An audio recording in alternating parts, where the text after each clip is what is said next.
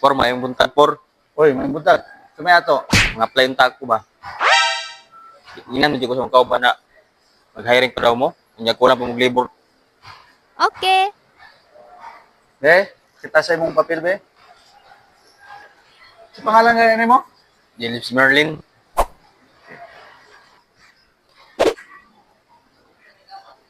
Ah. So, unsa gani educational attainment nimo sa may nahuman nimo? High school graduate ko, por. Na, high school graduate patay. Taon na lang.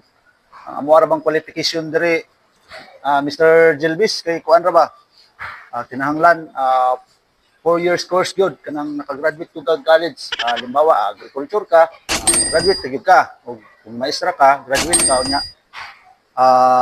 Nakatik na kag board exam or doktor mo ra gyud mo ginadawat diri.